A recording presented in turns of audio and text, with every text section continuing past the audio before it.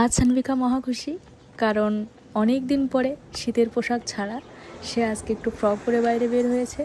কারণ আমরা আসার পরে এই প্রথম শীত চলে যেয়ে একটু গরম গরম পড়েছে, বাইরে বেশ রোদ আছে আর সাথে বাতাসও আছে, মোটামুটি সব মিলিয়ে দারুণ একটা ওয়েদার এখন।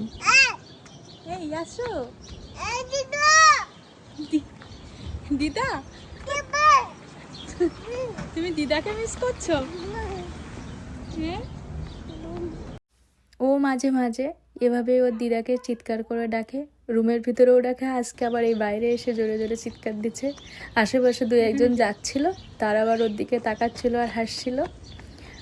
আর ও যখনই এই রাস্তাটা দিয়ে যায়, পাশে এই বাড়িগুলোর সামনে যে ছোট ছোট ফুল গাছ আছে, আর এটা কিন্তু প্লাস্টিকের ফুল, সাথে বাটারফ্লাই, ও এসে এখানেই থমকে যায়, থমকে যেয়ে চুপ করে দাঁড়িয়ে কিছুক্ষণ দেখে নেয়।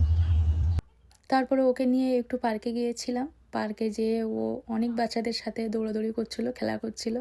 তারপরে এই যে এখন সে একটু দোলনায় উঠেছে, দোলনায় দুলছে, মাঝে মাঝে আবার ভয়ও পায়।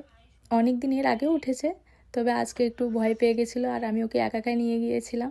তারপরে বাচ্চাদের সাথে একটু বল খেললো কিছুক্ষণ। একটা বাচ্চা ওর বল নিয়ে চলে যাচ্ছিল, ও দৌড়ে গিয়ে তার হাত থেকে বল কেড়ে নিয়ে এসে আমার কাছে দিয়ে দিল, এই আর কি।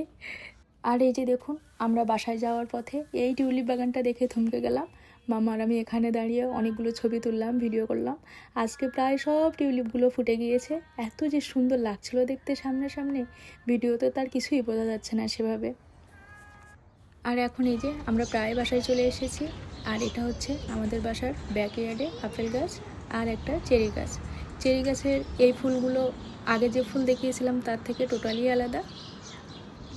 এটাও চেরি ফুল, আর এর পাপড়িগুলো ডাবল পাপড়ি, একদম গোলাপ ফুলের মতো খানিকটা, অনেক ঘন, এত সুন্দর লাগছিল দেখতে ফুলগুলো। তো যাই হোক, এই ফুল দেখলে আমার আর মাথা ঠিক থাকে না, কারণ হাজার হোক একসময় একটু ফুল গাছ লাগাতে ভালোবাসতাম, একটু ফুল প্রেমী ছিলাম, আর তাই জন্য হয়তো ফুল গাছ দেখলেই ইমোশনাল হয়ে পড়ি।